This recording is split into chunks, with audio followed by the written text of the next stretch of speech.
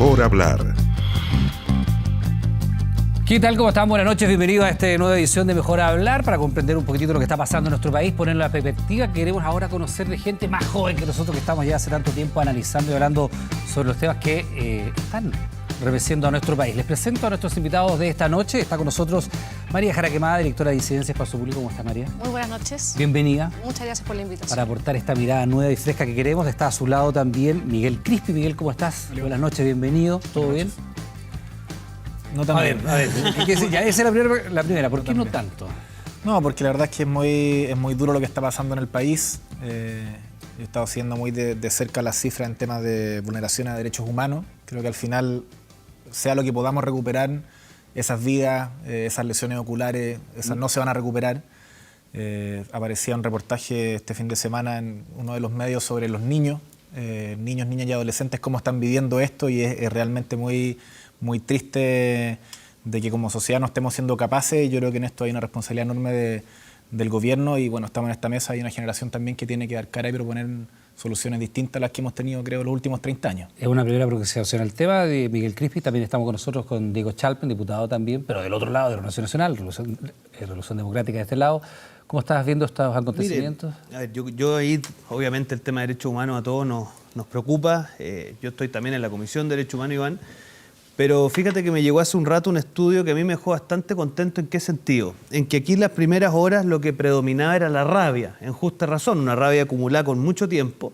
Pero lo que indica este estudio, que es un estudio más independiente, son dos cosas interesantes. Que la rabia ha ido volcándose a una cierta dosis de ánimo de diálogo y de esperanza, que creo que es una cuestión potente. Y lo segundo es que si uno mira la tendencia, los hechos de violencia han ido cediendo radicalmente en favor de la protesta pacífica, que yo por lo menos la celebro, creo que es parte de la democracia, y por lo tanto, en ese sentido, yo creo que esta cosa, en la medida en que todos pongamos de nuestra parte, puede irse encauzando a reformas que Chile necesitaba hace bastante rato, Iván. Entonces, en ese sentido, bastante optimista. Optimista, preocupado, optimista, atento a lo que está pasando. Vemos qué pasa con Claudio Salinas, abogado de la Universidad de los Andes, es también concejal de UIN, el más votado y el más joven de Chile, vamos, 25 años. Sí, 25 años. Y desde tus 25 años, ¿cómo ves lo que está pasando ahora en Chile? Bueno, en primer lugar, muchas gracias por la invitación. Yo creo que este panel es muy necesario. Aquí tenemos gente muy joven y yo creo que vamos a ir comentando temas de lo que está pasando en nuestro país. Creemos que podemos ir avanzando mucho más y los jóvenes tenemos que jugar un rol fundamental en esto.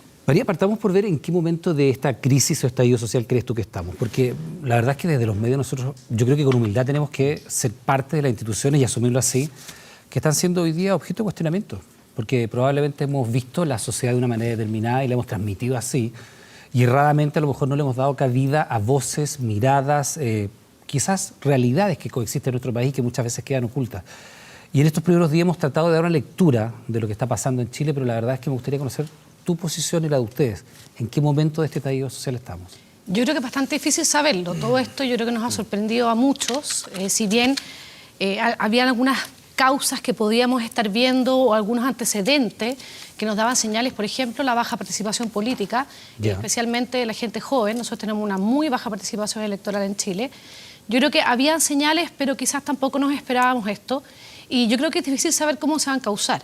Y a mí uno de los temas que me preocupa es si nuestra institucionalidad está realmente preparada para poder encauzar todo lo que hemos estado viendo, todas las movilizaciones. Pero comparte lo que dice Diego, por ejemplo, que las movilizaciones más violentas están ya cesando para dar paso a otras, porque no sabemos lo que puede pasar del lunes en adelante. Pero de hecho el fin de semana había un medio que mostraba dentro de las lesiones que han sufrido distintas personas en esta semana, cómo los primeros días quizás habían más lesiones a personal uniformado, y cómo los días donde fueron las movilizaciones más grandes fueron mucho más a ciudadanos y ciudadanas, lo cual también es preocupante, por supuesto. Ya ahí comparto con Miguel la preocupación de que nosotros estamos en una democracia y por lo tanto el tema de los derechos humanos tiene que ser clave y tiene que responderse con un Estado de Derecho y demostrar que esto no es lo mismo que cuando estábamos en dictadura. Entonces eso yo creo que tiene que ser clave. Pero es difícil para mí ver una salida realmente institucional. Creo que muchas veces, si bien el Congreso ahora está conversando y se juntaron los presidentes de ambas cámaras y están tratando de ver posibilidades de modificar la Constitución para poder hacer un plebiscito o una asamblea constituyente o distintos mecanismos, yo siento que muchas veces nuestra institucionalidad no está preparada para encauzar estas manifestaciones. Espérate, cuando tú hablas de que es difícil, perdón que te interrumpa, de ver una salida institucional, ¿Tú crees que aquí está en riesgo la institucionalidad misma, más allá de un gobierno? ¿Está en riesgo la democracia? Porque cuando te escucho decir eso, es como si dijeras, hay que ver hasta dónde llega este gobierno y qué se hace de aquí en adelante. O sea, yo creo que por supuesto que está en riesgo nuestra democracia. O sea, nosotros cuando vemos que hay una confianza tan baja en los partidos políticos y en el Congreso... Todos por igual, casi. Por supuesto, eso es muy grave, es muy preocupante. Y son señales que veníamos viendo hace tiempo, pero yo creo que no nos hicimos cargo. Miguel, ¿tú compartes eso, que está en riesgo la democracia, la institucionalidad misma, más allá del color político del gobierno? Yo creo que nuestra institucionalidad y la democracia están muy a prueba. Y creo que a tu pregunta inicial, esto está empezando. ¿En qué momento estamos de la crisis? Sí, ¿Tú crees que está empezando? O sea, esto es de larga duración. Yo creo que esto está empezando. Yo creo que este es un momento constituyente, no solamente en el sentido del cambio de la Constitución, que va a pasar. Yo creo que en esto, del oficialismo tienen que hacerse la pregunta de cuándo quieren que pase y cómo pase, porque vamos a tener una nueva Constitución. Y lo que yo veo, no sé, en los cabildos que he participado en mi distrito, en la Florida, es que ese momento constituyente, lo constituyente es cuando el ciudadano se apropia al final de su rol como ciudadano.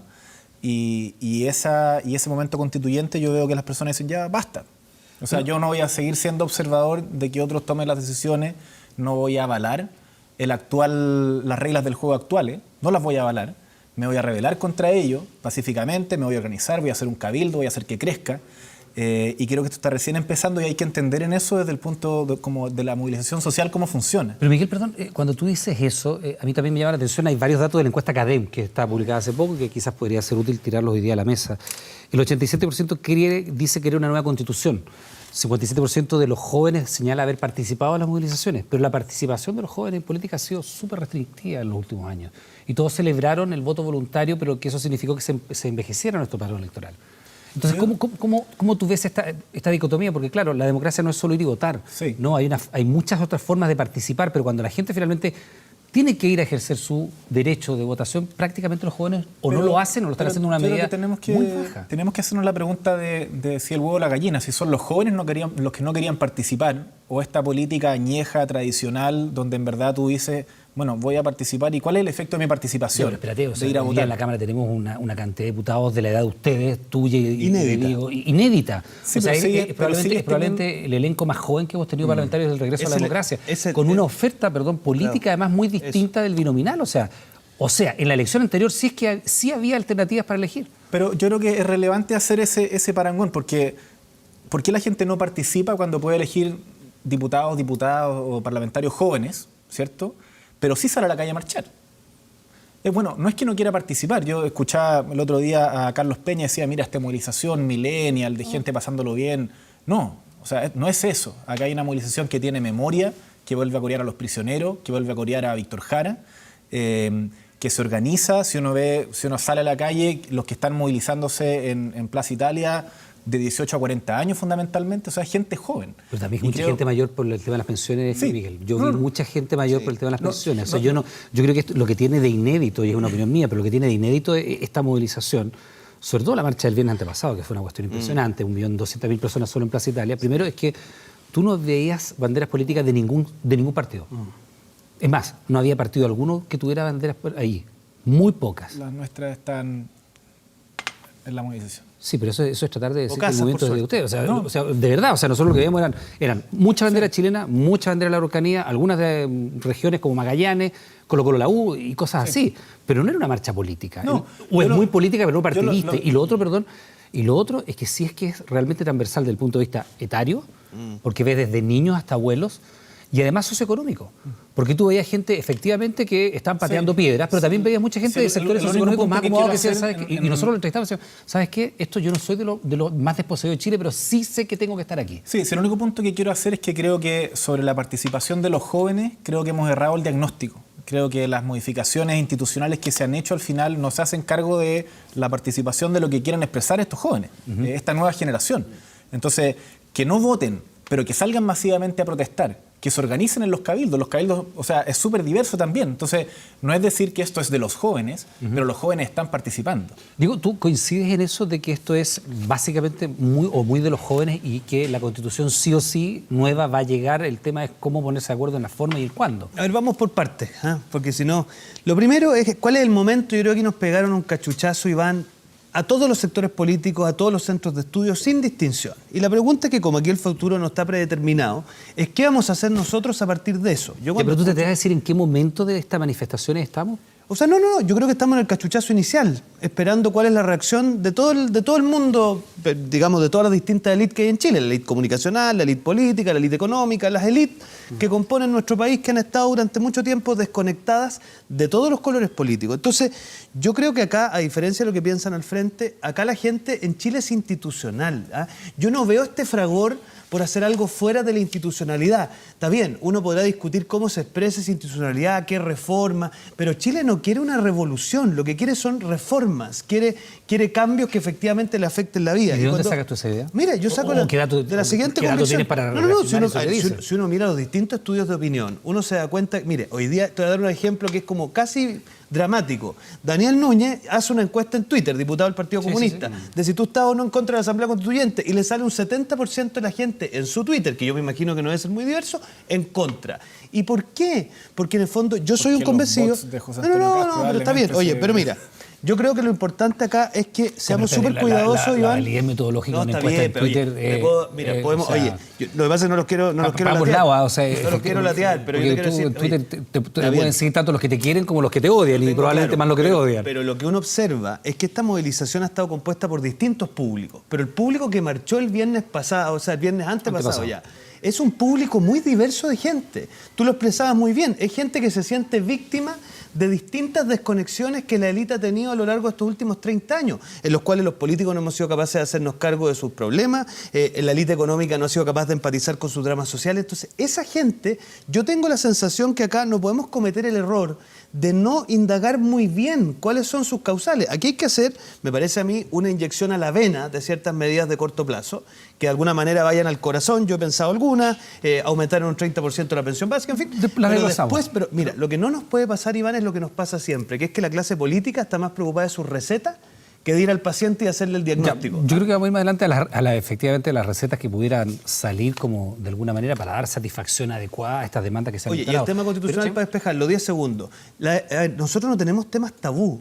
Lo que pasa es que pedimos rigurosidad y que estas cosas se hagan ordenadamente y bien, porque no vaya a ser, de nuevo, que por precipitarnos terminemos dando una solución que no es la que busca el enfermo, sino que busca más bien el doctor. Claudio, cuando partió este movimiento se hizo una encuesta que trataba de sondear cuáles eran efectivamente las razones que habían llevado a la gente a movilizarse, y aparecían razones muy distintas de las que están apareciendo ahora. Por supuesto. Y eso da cuenta también de una movilización que es bastante variable y va evolucionando. Muy claramente aparecía el tema salarios, el tema salud y el tema imposiciones en los 3 primeros lugares.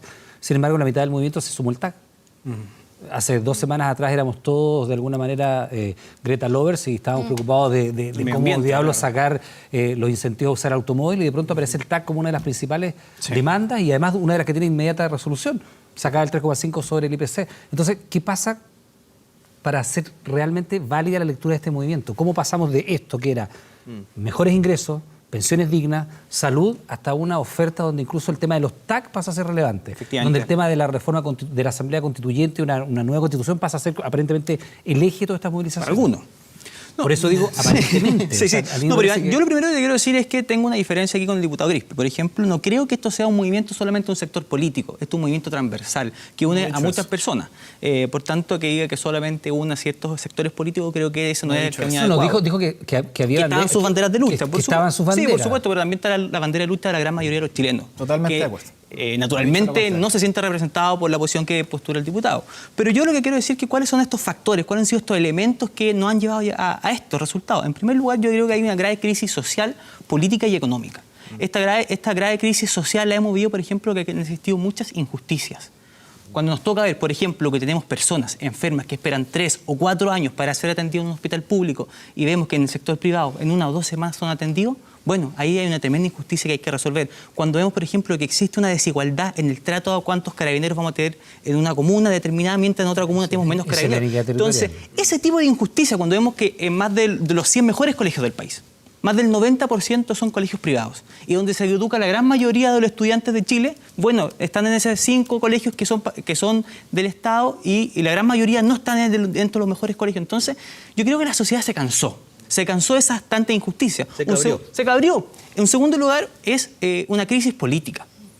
Acá tenemos a 2 parlamentarios y naturalmente ustedes no son responsables, esto viene mucho tiempo, pero uno ahora se da cuenta que los parlamentarios votan por reducir el número de la dieta, bien el Frente Amplio, bien Chile Vamos, pero también queremos que rebajen el número de parlamentarios. Y ahí, por ejemplo, el Frente Amplio se ha puesto. Porque un parlamentario cuesta 25 millones de pesos Vamos a mensual. distribuir mejor la riqueza bajando el salario de los Con parlamentarios. 12.000 millones anual que cuesta un parlamento. Eso es demagogia, No, don pero Claudio. no es demagogia. Aquí lo que estamos haciendo es incentivar el gasto político y llevarle un gasto social. Pero Claudio, tú Si eso es lo que propones- necesitamos. Que haya tú propones representatividad también en el tú propones la Congreso. rebaja Y de está los la- parlamentarios. pero ¿qué por representatividad una tiene un cuestión diputado que tiene un simbólica o- 1% de Pero representación? espérate, Ninguna. ¿tú solo propones como una cuestión simbólica, como un gesto? No, ¿O no, algo? no. Porque esto Yo creo que- o sea, bajar, volver a 120 diputados no ayuda en sumamos nada. la- De hecho, no hay- de hecho, no hay la ayuda al dieta, capital. yo creo que Ahí tampoco, vamos, la la dieta tasa es algo al- simbólico, es un gesto que es necesario, pero tampoco te va a resolver las inequidades del país. No, pero- Entonces, sí, yo no, creo comenzar que... a de lo combatirla. simbólico, de lo relevante. Por eso, de- eso yo estoy de Esto no acuerdo, combate pero la yo no, desigualdad. claro, Yo pero creo yo no que- estoy bueno, de yo creo acuerdo que con sí, los que- claro, parlamentarios. pero eso es un paro, de uno para que no escuchemos, María.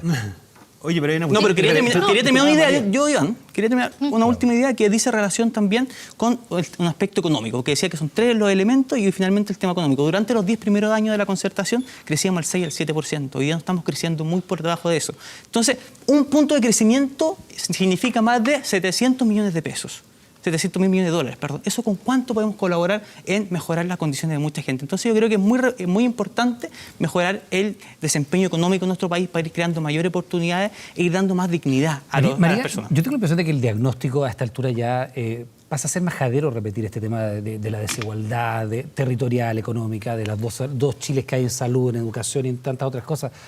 Me parece que no es necesario seguir abordando ese tema. Está más o menos claro cuáles son las inequidades y las razones de esto, pero muchos se preguntan por qué no lo vieron venir, y a mí también me llama la atención que haya muchos que hoy día dicen yo lo vi venir y no sé cómo ustedes no lo vieron venir. ¿De dónde sacaron eso? ¿Quién dijo que había venido un estallido social? ¿Quién lo advirtió y dónde está escrito aquello? Porque todo el mundo vio las marchas de los pingüinos del 2006, el descontento del 2011, las protestas de No Más FP, así uno podría seguir sumando una cantidad de manifestaciones sociales, pero yo no escuché a nadie decir venía un colapso social en Chile, y quien lo haya dicho, por favor, que muestre el archivo para revisarlo. Yo creo que muy pocos efectivamente lo dijeron, pero yo creo que uno de los grandes problemas es, coincido con Claudio, es que hay un problema político, pero yo creo que el seguir polarizando las discusiones y diciendo tú hiciste, tú dijiste, tú no votaste, y que yo sigo viéndolo en redes sociales muy potente y me preocupa mucho, a veces incluso manejando la información de una manera bastante mañosa, y esto de ambos lados o 3 lados ya, porque en verdad yo creo que seguimos pensando en una lógica binominal que ya no existe en realidad. Yo creo que tampoco colabora, y eso a la gente también le molesta mucho. Y eso, por eso se la gente reproduce también en las generaciones más jóvenes esto de ver binariamente amigo-enemigo, blanco-negro, tú estás conmigo en mi O contra. sea, yo creo que las redes sociales, por Zurdo, supuesto, o sea, que contribuyen mucho a esa polarización. Pero también los jóvenes. Por supuesto, y yo creo que no hace bien que nosotros cuando prendemos la televisión o tratamos de ver qué pasa en el Congreso, vemos cómo hay una pelea constante, muy polarizada, muy de que el otro es el enemigo o el otro no lo hace. No es una manera, y cuando uno va al Congreso, porque a mí me toca mucho ir al Congreso por espacio público, la verdad es que las relaciones no son así entre los distintos partidos políticos. Probablemente estos 2 diputados que están acá, ellos tienen relaciones bastante cordiales, yo creo. Nos conocemos de la universidad, de hecho. Entonces uno dice, ¿por qué se traslada esta polarización y esta lógica a las redes sociales, a los medios de comunicación, que la gente le hace alejarse más aún de la política? Y los partidos políticos debieran ser los llamados a ser los intermediarios entre las movilizaciones sociales, las organizaciones, la ciudadanía y las instituciones, pero el problema es que se perdió ese rol. Entonces, yo creo que es importante que veamos cómo eso se puede recuperar.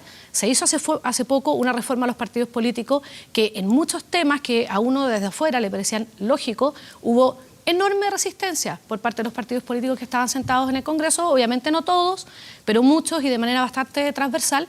Y a mí me preocupa que nosotros tenemos que ver cómo vamos a recuperar ese rol de parte de los partidos políticos. Los partidos políticos son necesarios, pero la gente no los quiere, la gente los rechaza y no los ve como un intermediario válido entre la ciudadanía y las instituciones. Bueno, y eso es muy relevante. Acá tenemos 2 diputados, diputados jóvenes que además deberían tener esta misma mirada. A mí hay una de las tantas encuestas que han sido publicadas en estos días que me llama mucho la atención, y es una de Núcleo Milenio, y preguntan básicamente cuáles son los sectores que a ti te generan más confianza, las instituciones que te generan más confianza. Y aparecen los bomberos disparados en escala de 1 a 10 con 9,3%. O sea, 9,3 puntos de 1 a 10 disparado como la institución más creíble o que genera más confianza en Chile. Y de ahí uno baja y ve ONG, juntas de vecinos, hospitales, universidades. Partidos políticos y Congreso al final. El INDH aparece con una nota 6 en escala de 1 a 10. Y los partidos políticos están cayéndose con el 2,4%. Diego y Miguel, ¿ustedes se hacen cargo de eso? Porque aunque sean diputados jóvenes, ustedes no tienen la culpa de lo que se hizo durante los 30 años anteriores, evidentemente, pero sí representan colectivos que hoy tienen votación popular, están haciendo política pública, y con esto te doy la palabra inmediato, Miguel, y probablemente una de las imágenes que más queda de estos inicios de la movilización fue la primera sesión después del paquete de medidas sociales expuesta por el gobierno a conocimiento de la ciudadanía, y que era básicamente parlamentarias de uno y otro lado, en una pelea bien extraña, ¿no? con carteles y una situación que fue muy mal evaluada además por la ciudadanía. Sí. Como esa forma de hacer política que es como la política mediática para la tele, ¿no? Una imagen de romper un papel o una imagen de interpelar al ministro X, que en ese caso era Chadwick, exministro del Interior. Sí, mira, creo que tiene harto que ver con el tema que están conversando antes, de si se ve binariamente la política, y yo creo que tanto esta clase política... De la cual tú te sientes parte, ¿o no? O sea, de la que soy parte. Correcto. Soy Porque esta clase parlamentario. es como si fueran los medios. El día de ayer, en un cabildo en la Florida, había que tomar valor para tomar la palabra y decir, yo soy parlamentario. Soy diputado. Y con mucha humildad estoy escuchando acá, porque aunque yo lleve 1 año y medio en el Parlamento, soy parte del Parlamento. Soy parte de esta clase política que yo creo que la ciudadanía en su conjunto detesta. O sea, no tiene ninguna confianza en quienes se dedican a la política en Chile, y es un problema de todos los partidos políticos, de todos los que nos dedicamos a la política. Yo por eso entré a la política, por eso fundamos un movimiento en la universidad, por eso fundamos Revolución Democrática. Porque decir esto es sin las instituciones es un problema. Siempre van a haber instituciones, siempre se van a tomar decisiones. ¿Cómo incorporamos a más personas a esas decisiones? Y en eso yo creo que nosotros tenemos una responsabilidad de encontrar salidas. Y en eso, a lo menos mi posición, o la que hemos conversado en Revolución Democrática, en el Frente Amplio, tiene que ver que esto no puede haber una salida por arriba. Tiene que haber una salida que es con las personas. ¿Cómo se hace eso? Porque yo he escuchado mucho. Hay que oír a la gente. ¿Cómo escuchas tú 2 millones de chilenos movilizados? ¿A través de qué canales a través de los plebiscitos. Tú conduces eso? Yo creo que a través... O sea, hay una parte que son los cabildos que están ocurriendo espontáneamente en todo Chile. Hay conversatorios. Muy potente, pero institucionalmente...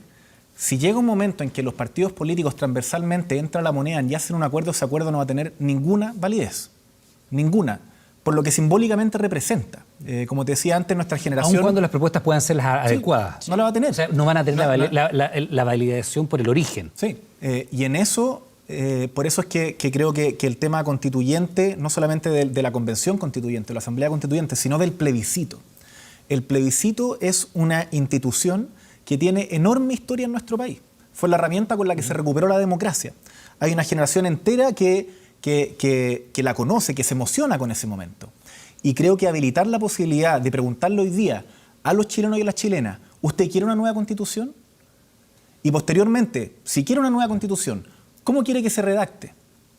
Creo que es la señal más básica de mayor humildad que podría hacer, en este caso, quien tiene la manija, la sartén por el mango, que es el Ejecutivo, de habilitar esta posibilidad.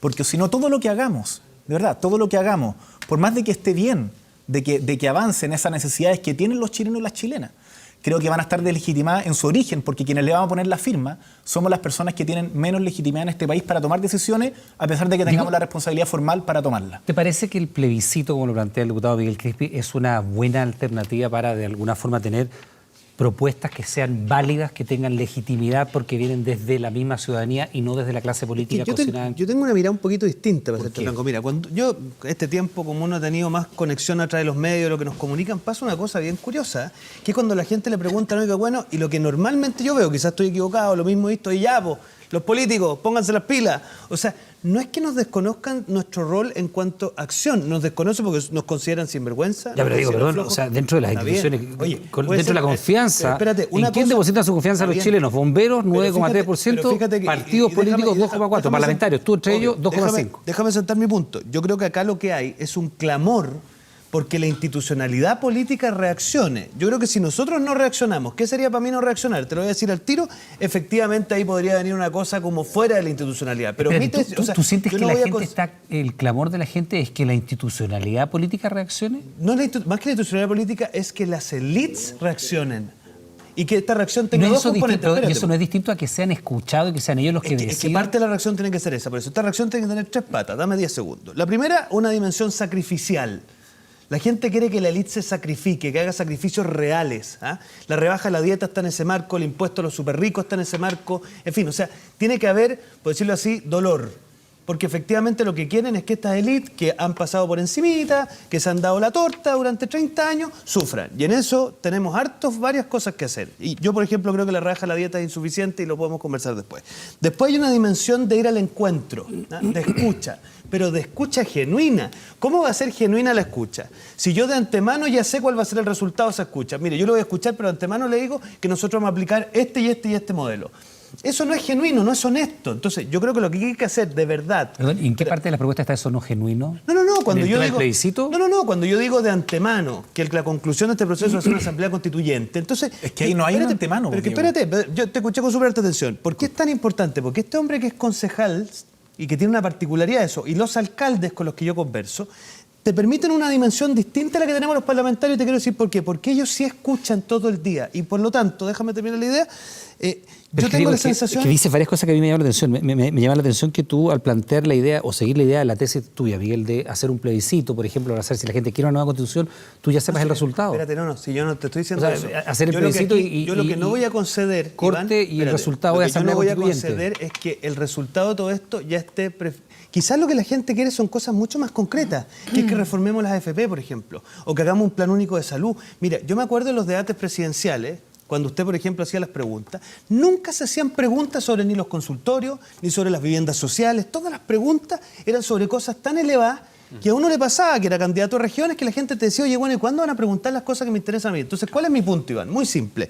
Que no cometamos el mismo error de siempre, que la clase política le dé una dimensión sistémica a más bien reformas que tienen que ver con cosas muy concretas. Plan único de salud, terminar con el CAE y quizás modificarlo, hacer una pensión básica solidaria digna, darle participación en la utilidad de los trabajadores. Como una lista de supermercado de las demandas de la gente. No, son cosas que me parece a mí, con la experiencia que tengo, que no es muy larga, pero que hemos tratado de hacerla parando oreja, tienen más que ver con que la vida de las personas se desenvuelve en esos planos y no en el plano ni del plebiscito, ni de la reforma, ni de... Plebiscito sí, plebiscito no, una lista de respuestas a la demanda ciudadana, ¿y cuáles son esas? Mira, yo creo que aquí lo que existió mucho tiempo una desconexión de la clase política con los verdaderos intereses de los ciudadanos. Cuando vemos que se discutían temas que eran algunos temas tabú para la élite, cuando la gente en verdad quería mejores pensiones, mejor salud, y esa discusión no se está dando. Por tanto, yo creo que si queremos reformar la Constitución, si queremos hacer el mecanismo que sea necesario, bueno, sentémonos, conversemos, pero que esta sea una conversación seria. Hoy día, ¿qué es lo que necesitamos? Avanzar en la agenda social. Podemos de la mano avanzar de la agenda social y sentarnos a conversar sobre una nueva Constitución, sobre la reforma de la Constitución. Pero cuando CADEM le pregunta a la gente si quiere una nueva Constitución, el 87% dice que sí. Por supuesto, sí. Mira, aquí nadie se niega al diálogo. Yo creo que es fundamental. Yo estoy de acuerdo contigo que quizás esa no fue la demanda inicial del movimiento. Oye, algo que ha estado mal calibrado es CADEMA. Porque mira, sistemáticamente hay varias encuestas más. Hay varias encuestas, sí. Pero acá lo relevante es lo siguiente. ¿Podemos conversar sobre los cambios constitucionales? Sí. ¿Podemos conversar con respecto a eso? Dentro de la institucionalidad, sí, lo podemos hacer y lo debemos hacer.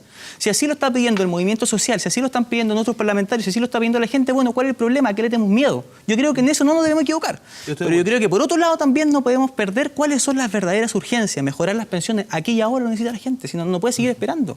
¿Qué más necesitamos? Bueno, mejorar el tema de la salud, mejorar el tema de la educación. Por ejemplo, yo represento a la gente que vive en Buin, también de regiones.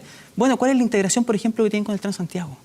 Que tienen que pagar un pasaje de Buin a Santiago, la gran mayoría trabaja acá en Santiago. Y por tanto, hay temas que podemos ir avanzando y que la gente hoy día nos está pidiendo.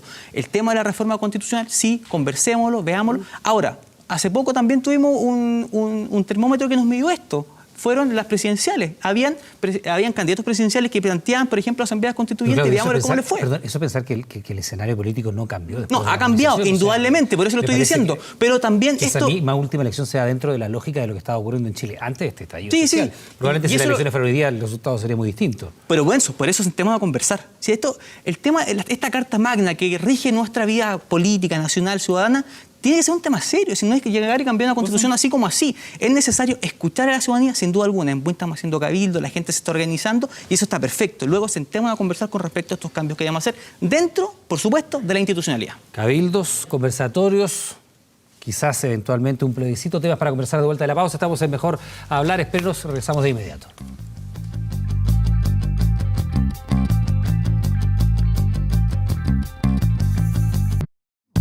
Tú no lo valías.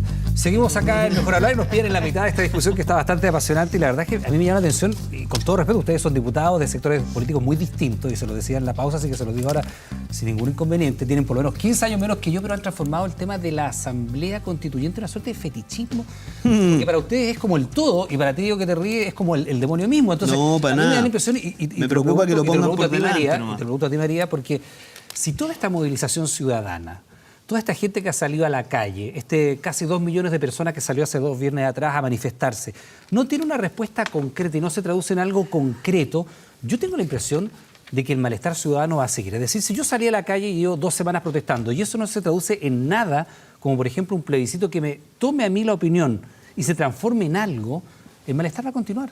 Porque yo insisto, Sí. lo mismo que les planteé al principio del programa, el diagnóstico de las raíces que llevan a esta crisis son más o menos evidentes. O sea, yo creo que es bastante evidente para todo el mundo que aquí hay 2 Chiles. Un Chile que tiene acceso a una educación privada, a una salud privada, a rentas gigantescas, y otro Chile que vive entre el 10 y el 20% de Chile, entre paréntesis, lo que están en la salud pública, que no tiene acceso a salud privada, que tiene que ir a la educación pública y que tiene, en la mediana tiene 400 o menos 1.000 pesos mensuales por ingreso. Entonces, si todo ese diagnóstico ya está bien claro, ¿por qué no darle a la gente que se ha manifestado una respuesta concreta? Es decir, usted se manifestó y su energía canalizada en la calle se transforma en esto. ¿Por qué un plebiscito no? ¿Por qué tanto susto a eso? Yo estoy de acuerdo y yo creo que, o sea, estoy de acuerdo con Claudio que decía una agenda de corto plazo no contradice también que haya otra agenda de mediano plazo, ¿ya? Y creo que igual la respuesta del gobierno todavía ha sido insatisfactoria, o sea, ¿En lo qué sentido? estamos viendo. En el sentido de que la agenda social que propuso, la gente no lo ve. De hecho, el otro día escuchaba a una señora que la entrevistaba en la calle y decía, para mí esto es una aspirina, ¿ya? Que ve como, efectivamente, sí, usted está reaccionando de manera de corto plazo, pero incluso nosotros en el análisis que hicimos en Espacio Público era que económicamente no tiene un peso muy grande, o sea, es un 0,4% del PIB. Y de hecho, de las 15 medidas, 8 ya estaban dentro, Claro, y nosotros 7 decíamos, estaban dentro claro, y nosotros veíamos de los cuánto se proyectos gastó el legislativos. 2018 el Estado en las pensiones solo del Ejército y era el 1% del PIB. Entonces uno dice, se podría hacer un esfuerzo mayor. Entonces yo creo que... Es bastante evidente que el gobierno se quedó corto con esa agenda social, que era una primera respuesta. Yo creo que ¿no? se Lo está inmediato. demorando en reaccionar. Y por otro lado, también lo que tú dices, o sea, se está viendo participación ciudadana, se están autoorganizando en Cabildo, el gobierno ha dicho que se va a hacer cargo de esto, pero creo que también tiene que hacer algo relativamente pronto. Ya, pero ¿cómo puede, y creo que no puede María, seguir espérate, quitándole... para que también sea útil para la gente en la casa, eso cómo puede cristalizarse, porque hay mucha gente que está participando en cabildos, en conversatorios, en reuniones de cualquier Bueno, naturaleza, son dudas que yo en también juntas de tengo, son vecinos. dudas que yo también tengo. A mí me parece que una alternativa válida, y como tú bien decías, Miguel, hay una generación completa a la cual yo, entre otras cosas, pertenezco, que participó del plebiscito y que sabe el poder del plebiscito. ¿Por qué no plebiscitar algunos temas esenciales? ¿Por qué no? Digo yo, ¿cuál es el temor sacrosanto de hacer un plebiscito? Lo mismo digo yo, porque de hecho hablamos mucho de la democracia, hablamos de, bueno, pero la gente eligió a este gobierno, la gente también eligió a este Congreso, ¿por qué no podemos preguntarle nuevamente a la gente cómo quiere también salir de esto? ¿Para qué quiere hacer un plebiscito para una nueva Constitución? Preguntémoslo. Y yo la duda que tengo con los cabildos que plantea el gobierno son primero cuál va a ser el objetivo de estos cabildos, y yo creo que eso hay que tenerlo muy claro. ¿Y si son vinculantes o no? Si son vinculantes, cuál va a ser la incidencia, eso mismo, de las personas que participen. Porque si vamos a juntarnos a conversar y después esto no va a quedar en nada o no va a ser tomado en cuenta de verdad, tú vas a generar mayor insatisfacción todavía ciudadana. Entonces yo creo que es una salida también un poco del gobierno para aplazar esto, y yo creo que no ¿Los debería... cabildos están haciendo como qué, para patear un poquitito Yo creo que sí, tema? porque yo creo que lo que Para finalmente, dilatar. para dilatar, finalmente el gobierno, yo creo que cuando tú tienes encuestas como la CADEM, que podemos criticarla o no, o como el termómetro que estabas mencionando tú, del COES, donde también se te sale que alrededor de un 80% quiere una nueva constitución y más de un 70% quiere asamblea constituyente, yo creo que el gobierno va a tener que terminar pronunciándose sobre ese tema. Creo que no puede seguir haciendo el quite. E insisto, una agenda de corto plazo social con mayor esfuerzo económico creo que no se diferencia de hacer también cambios estructurales, por ejemplo, al sistema de salud, y también discutir si vamos a pensar en una nueva constitución o no y cuál va a ser el mecanismo para llegar a Ya, ella. pero en concreto, tú harías un plebiscito y le preguntarías más o menos qué, a la plebiscitar qué. O sea, yo creo que es importante saber, porque el tema está muy potente sobre la mesa, sobre la discusión, en las calles, sobre si queremos una nueva constitución o no y cuál es el mecanismo que nosotros queremos para llegar a esa nueva constitución. Yo no veo por qué tenerle miedo, pero entiendo que hace mucho tiempo, y de hecho yo estudié Derecho en la Universidad Católica, donde te metían también ese cuco de la Asamblea Constituyente, los profesores, y de una nueva constitución, se miraba la Constitución del 80 como si fuera la escrita en piedra sagrada, y yo creo que no tenemos por qué tenerle miedo a eso. Yo creo que tenemos que discutirlo como país, no veo el problema, y siento que hoy en día estamos en un momento en que muchos vetos tradicionales están cayendo. Estamos en una ventana de oportunidad tremenda. y que se caen muchos vetos. O sea, ahora vemos cómo el sector privado está mucho más disponible a pagar más impuestos, vemos cómo estamos mucho más disponibles a hacer esfuerzos de salud, a tener rentas más altas para sus empleados y cómo nuevamente estamos hablando de una nueva constitución. Entonces yo creo que muchos vetos se están cayendo y no veo cuál es el problema de hablar honestamente estas cosas de buena fe, porque muchas veces también se manipula información de buena fe y también, por supuesto, en muchos temas de política pública hay que considerar la evidencia. Claudio, tú estás en la tesis de hacer un plebiscito y plebiscitar ¿qué? Mira, yo creo que en definitiva lo que todos vamos a compartir aquí es que la realidad de Chile cambió. O sea, dado esta última movilización y por tanto nos estamos abriendo a nuevos espacios de conversación que quizás hace unos cuantos meses atrás no estábamos dispuestos a conversar.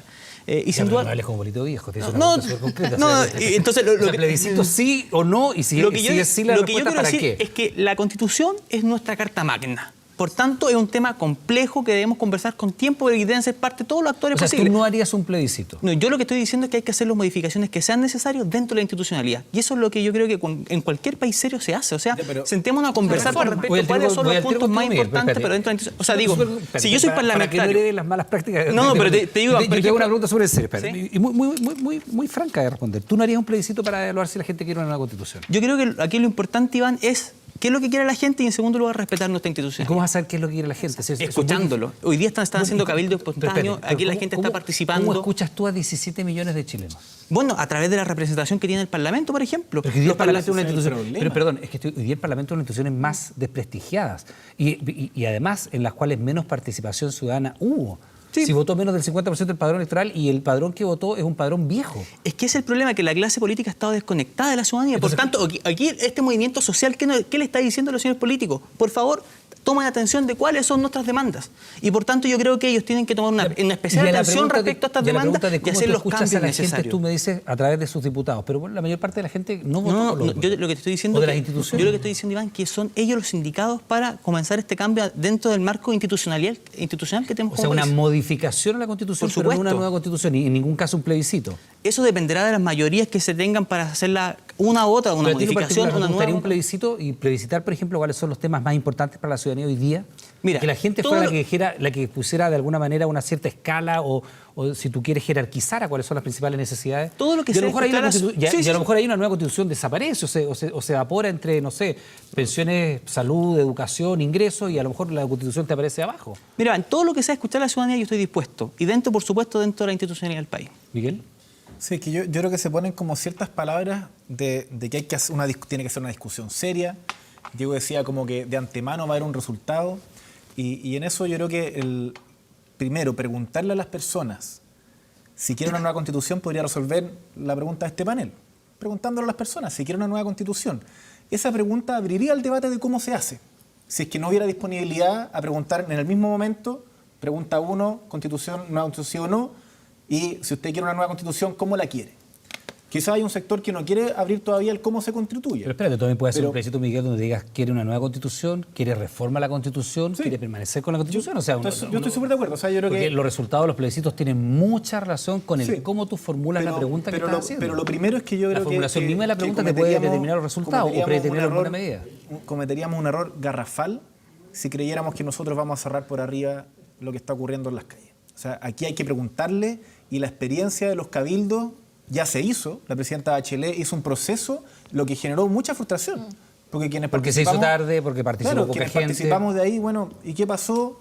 Uno se podría meter a la página web. Eso se hizo básicamente para hacer un checklist, porque se hizo al final del gobierno, participó muy poca gente. Pero se presentó un programa. La presidenta presentó un proyecto. Claro, pero eso lo presentó. Eso es un checklist, y a esta altura está bastante claro que eso se hizo para... Pero lo primero que quería decir es que hacer un proceso de consulta y de reacción a una nueva constitución es algo evidentemente serio. Nadie lo discute, de que esto se hace a tiendas y a lo que hacía la rápida. Y lo segundo es que yo quiero convencerlos, de verdad que quiero convencerlos, que un espacio de una convención constituyente o de una asamblea no es lo que nos va a resolver el problema a nosotros, es lo que va a permitirle a las personas participar de esto. Y al final... Esto es como otro congreso. Lo que pasa es que la gente no entiende en la calle, habrá mucha gente constituyente y no se entiende lo que es. Sí, lo que pasa es que hay mucha gente que partió esta movilización y que ponía como tope de las demandas básicamente el tema de ingresos. La gente estaba cabreada de ganar menos de 400 lucas. esta cabreada de llegar a fin de mes pidiendo plata, haciendo la bicicleta, pagando las cuotas, endeudándose, que si se te enferma un familiar, sonaste, que si se entra un niño a la universidad, sonaste. Y esa era la principal aspiración. Y a renglón seguido venía las pensiones dignas. Y después entraban dentro de las 10 primeras necesidades de la gente, 4 eran relativas a la salud. Y de pronto evoluciona este movimiento y se han hecho distintas encuestas y probablemente si el movimiento sigue y se dilata en el tiempo habrá otras necesidades que emerjan como las más importantes. Pero en este momento aparece el tema constitucional en varias de las encuestas, pero no estuvo en el momento inicial de las demandas sociales. Entonces, para la gente que en ese momento inicial partió por el tema de los 30 pesos del metro, ¿verdad? Que fue lo que gatilla esto, fue de alguna manera la chispa que encendió esta mecha. Y evidentemente muchos después ya empezaron a racionar, a articular y decir, no son 30 pesos, son 30 años de injusticia. Y de ahí empiezan a desglosarse una serie de otras demandas. Y te insisto, y aparece, porque si tú esta encuesta las haces, hace una semana aparece el TAC como el principal tema de los chilenos. Y yo cuando veía eso decía, pero espérate, acá están los camioneros marchando. ¿Y qué tiene que ver esto con los primeros momentos de la manifestación? ¿Y qué pasaba con todo este país que estaba preocupado de las economías B, del tema del medio ambiente, del agua de los 60 años, de la sequía más grande de 60 años, la crisis hídrica, y todos éramos Greta Lovers y de pronto éramos todos defensores del petróleo y de fomentar el uso del automóvil?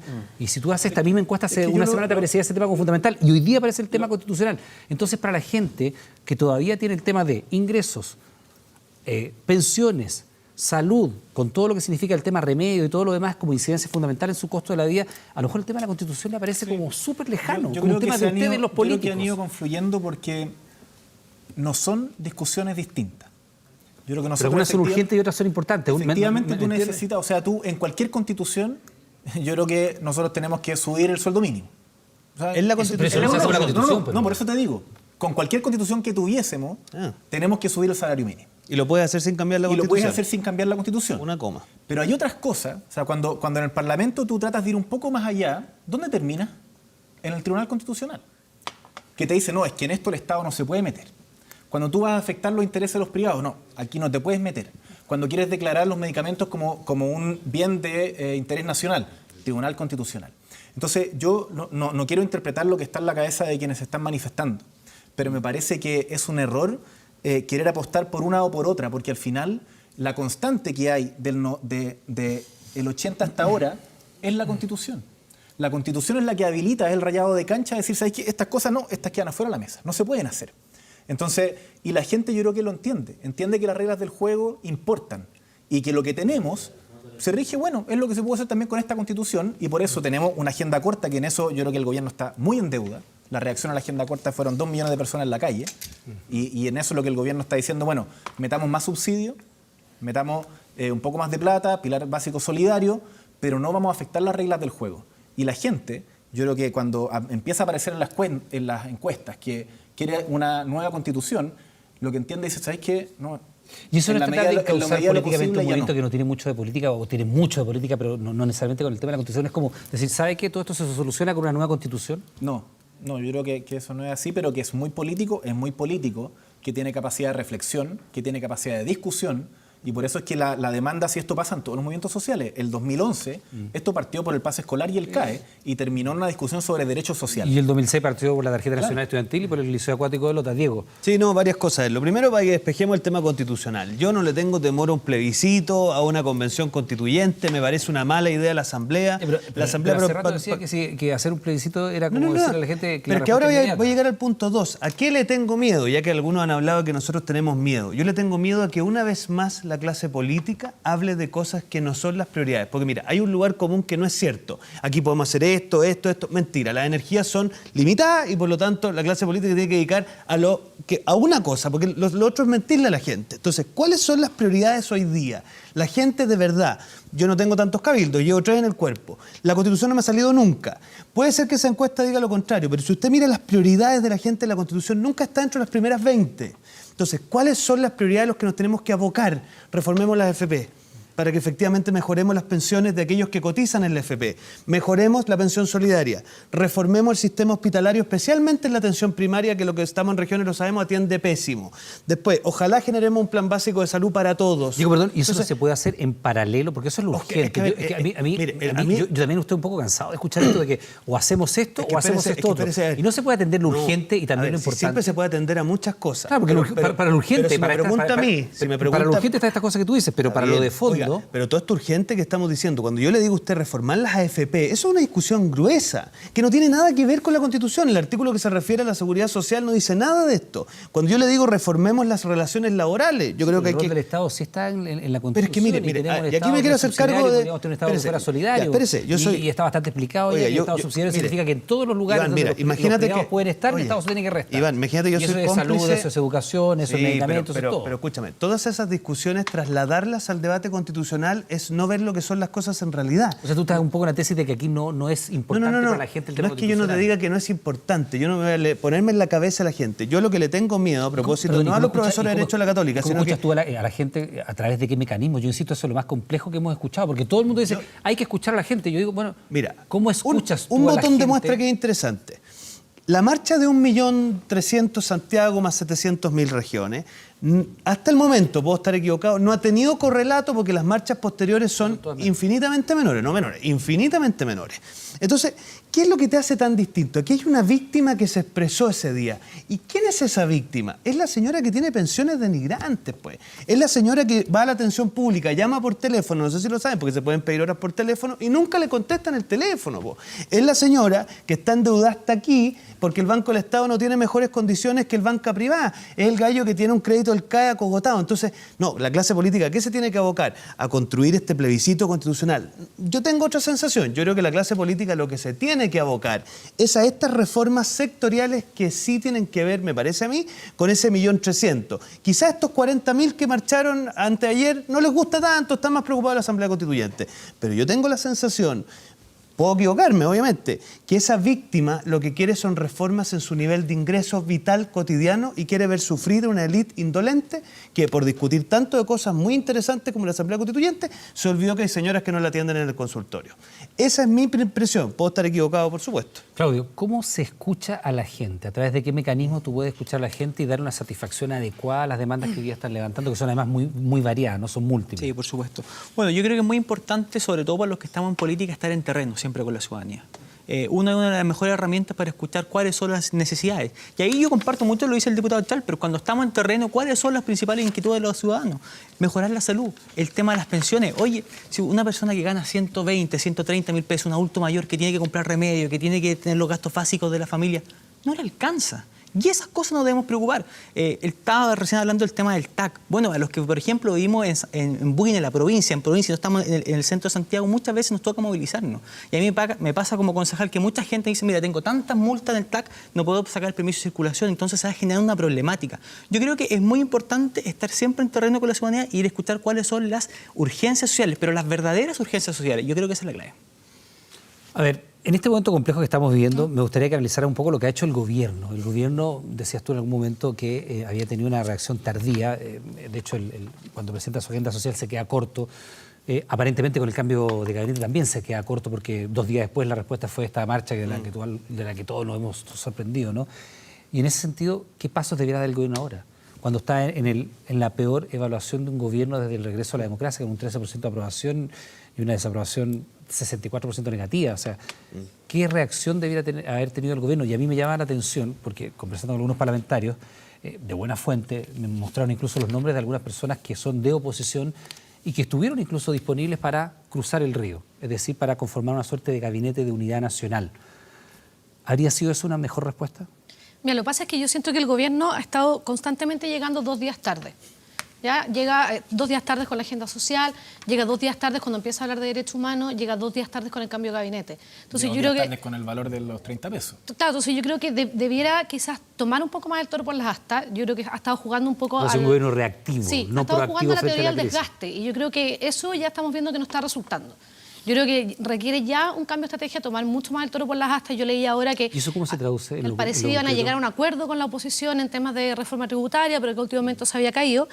Y yo creo que efectivamente estoy de acuerdo acá con los diputados, o sea, se tienen que discutir temas de corto plazo y de urgencia en el Congreso, y ahí yo creo que todos tienen que ser generosos. Ya, pero María, cuando tú dices que el gobierno tiene que tomar el toro por las astas, ¿cómo se traduce eso en hechos concretos? Porque también el gobierno tiene que estar muy preocupado, sobre todo el presidente Piñera, hoy día le fueron a hacer una protesta a los ciclistas a su casa, ya es una escalada distinta. O sea, yo creo que ya se dieron cuenta que su agenda social es Pero para ti, cuando tú insatisfactoria. dices hay que tomar el toro por las astas, ¿qué significa? ¿Qué tendría que haber hecho el gobierno o qué tiene que hacer el gobierno que no haya hecho hasta el momento? Porque ya se deshizo de 2 o 3 piezas clave en su gabinete que nunca antes habría ocurrido si no fuera por este momento, ¿no?, que está viendo el país. Hizo un cambio de timón evidente, incluso abriéndose a la posibilidad de un plebiscito.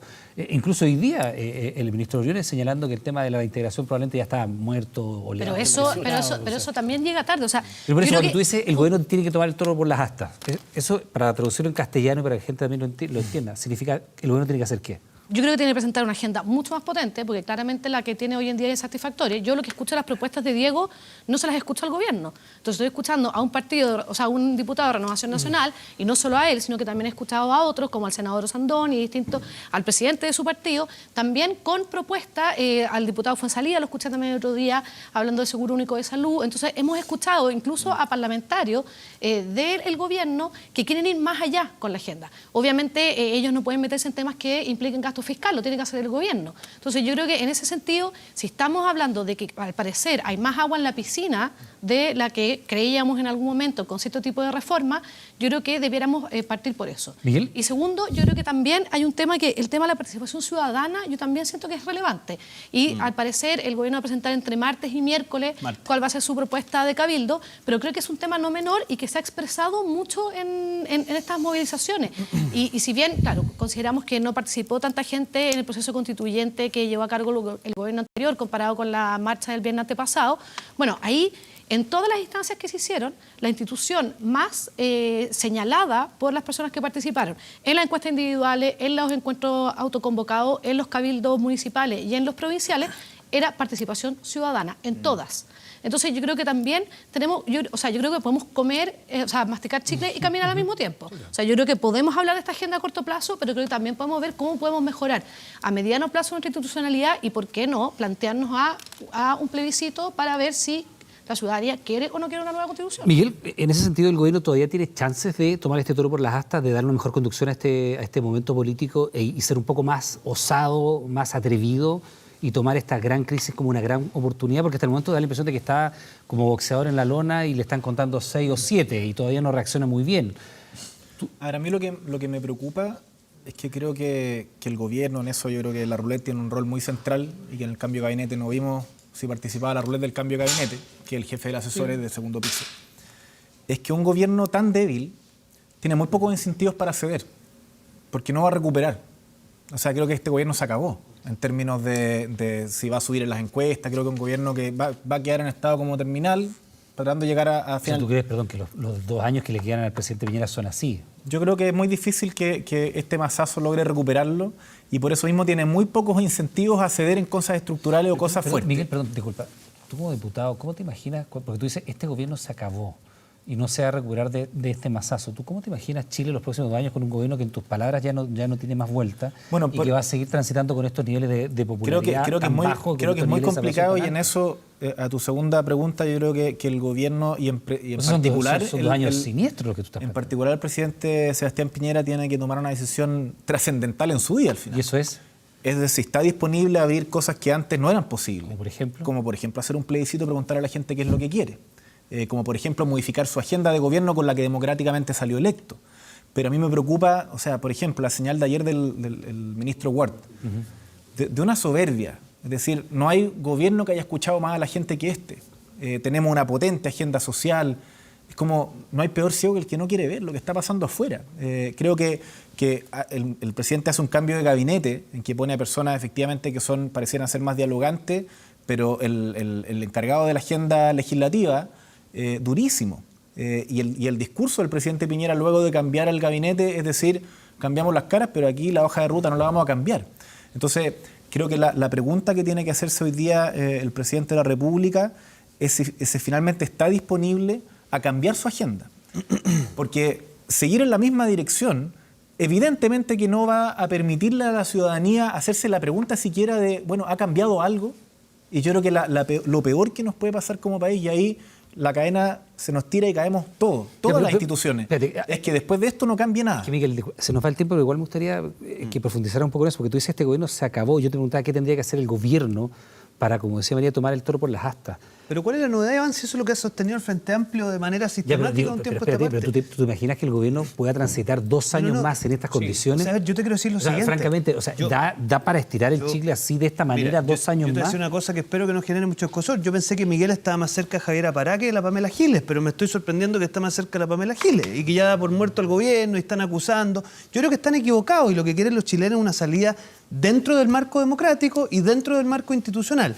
Yo en eso soy más optimista en dos sentidos. Pero Miguel no ha planteado que esté fuera del marco institucional. No, pero cuando él dice que este gobierno se acabó, es una frase que yo de un creo demócrata no la espero. Creo que no es un gobierno que va a volver a subir sobre los 20 que salió electo puntos. democráticamente. Pero Diego, qué bueno que lo precises, porque la sensación es como un gobierno que va a seguir a los tumbos. A eso te refieres. Son gobiernos que no va a recuperar que le escucho a la Pamela Giles, entonces no va a recuperar el control de la agenda, no va a poder poner su agenda, no va a subir de los 20 puntos. Miguel, pero en ese escenario, incluso suponiendo que el gobierno no va a repuntar, de que va a seguir con una aprobación muy baja y una desaprobación muy alta, ¿tú cómo crees que debería reaccionar el Ejecutivo? Porque efectivamente el país no da para seguir 2 años así. O sea, yo tengo la sensación, si uno mira las señales, porque claro, la realidad política habla de eso, se imagina un gobierno 2 años con estos números. Estoy de acuerdo, pero los nuevos ministros, con este momento en la calle. Oye, 3 botones de muestra. Blumel hoy día señala que estamos abiertos a la discusión constitucional, que le inquieta a un sector político de la oposición. Y aparentemente una parte importante de la ciudadanía de acuerdo con las últimas encuestas. Pero ojo, la pregunta es si quiere o no quiere, no si la cifra dentro de sus prioridades. Ya.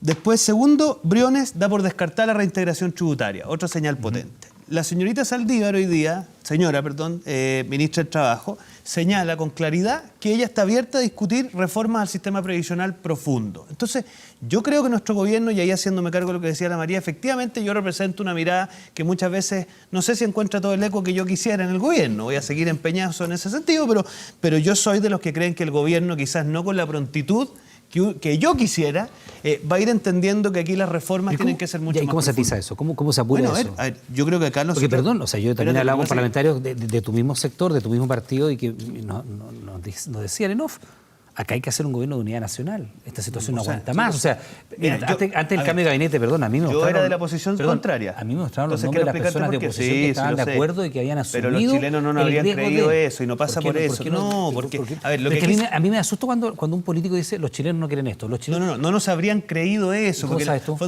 Porque la sensación mía es que lo que quieren es señales en otro sentido. Si lo que quieren es que el gobierno hoy día presente una agenda en donde se abra, escúchame, pues Iván.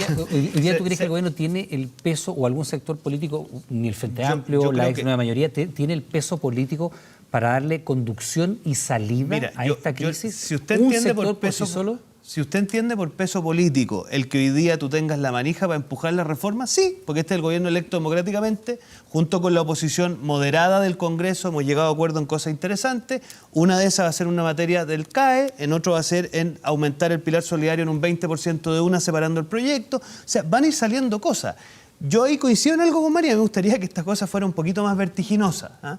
Pero bueno, yo soy de los que miran el vaso medio lleno y no el vaso medio vacío. Claro, nos quedan un par de minutos, pero me gustaría preguntarte a ti. Primero, ¿cómo ves al gobierno? ¿Ha reaccionado tardío? ¿Está en etapa terminal, como dice Miguel Crisp? ¿Este gobierno se acabó? No lo mató, no lo declaró. Sí, mira, yo creo que hay que ser serio en el debate cuando se habla con respecto al gobierno. Y la seriedad parece... Y natural, no, debe ser, uno cuando está en política debe ser serio siempre porque está jugando con la vida de muchas personas y de aquí del país, por lo pronto. Entonces yo creo que si el Ejecutivo le va bien a todos los chilenos. Hoy día, ¿cuántos pymes tenemos con problemas? Hoy día, ¿cuántos temas? Todo lo que ha generado así este descontento social nos ha visto canalizado con muchos problemas que está alterando la calidad de vida de muchas personas. Por tanto, yo creo que si a Chile le va bien, al Ejecutivo le va bien y que naturalmente necesitamos crear un gobierno de unidad nacional. Y en eso yo creo que debemos estar todos llamados a colaborar. Y cuando tú hablas de un gobierno de unidad nacional, ¿significa incorporar algún eventual gabinete o qué? O llegar a acuerdos más profundos con la oposición. ¿Qué es un gobierno de unidad nacional? Yo creo que es eso, llegar a acuerdos. Exacto. Necesitamos llegar a acuerdos. Hoy aquí está en juego el destino de nuestro país y por tanto no nos podemos dar gustito ideológico. Hoy día debemos trabajar por el bien común de todos los chilenos y por tanto todos debemos remar por un mismo lado por el bien de nuestro querido país. Bueno, es parte de los temas que quedan pendientes, por supuesto, en esta situación política que está viviendo el país, un momento interesante. Se supone que el día martes el presidente Sebastián Piñera tiene algo que decir a propósito de la participación ciudadana, de lo cual nosotros estaremos muy atentos, por supuesto. María Jara Quemada, directora de Incidencia y Espacio Público, te damos las gracias por estar en Jornal. Muchas gracias, muy amable. Los diputados Miguel Crisp y también, por supuesto, Diego Charper, muchas gracias. Gracias. Y también a Claudio Salinas, concejal. Hasta luego. José Las Jóvenes de Chile. Muchas gracias. Gracias. Chao. Bueno, esto es Mejor Hablar. Nos encontramos en un nuevo espacio, por supuesto, en las noticias en 24 horas.